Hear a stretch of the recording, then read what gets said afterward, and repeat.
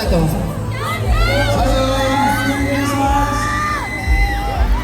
Maligayang Pasko sa inyo lahat! Wow! Nakaka-picture sa me! Julia, kakapanood lang ng Manileño at Manileño ng official trailer ng Hold Me Close. Gusto ko malaman, ano ba ang mangyayari sa'yo dito? Para may panibagong ano namang binibigay eh. Ano na naman to? Panoorin mo na lang! Gusto, konting patikim naman dyan. Okay, sige, sige. Hello po, magandang gabi po sa inyong lahat.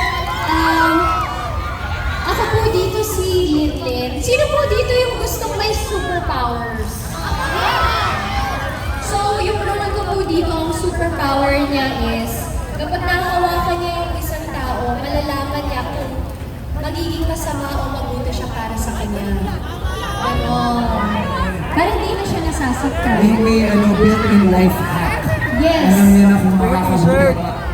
Siyempre, hindi ko na itanong kung makakabuti ko o makakasama si Kanoy. Malamang panoorin na lang nila. Yes, basta yung Hold Me Close, it's a movie about finding yourself. It's about letting go and moving on.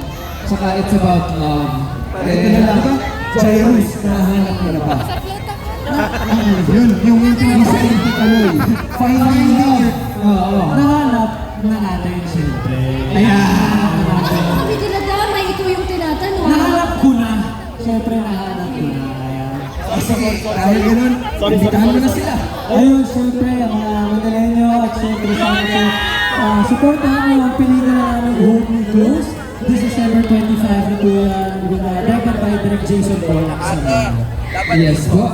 Sana po sa December 25, i-hold me close niyo po kami sa inyong mga puso. Sana po masamahan niyo kami. Sa direksyon po yan ni Jason Paul Laksamana.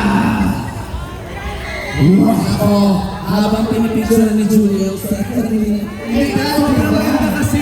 Sobrang sobrang buhay ko, makikita ko. Ang sarili mo Oo, sa post office. Diba? Eto na! Gusto niyo bang sumayo si Julia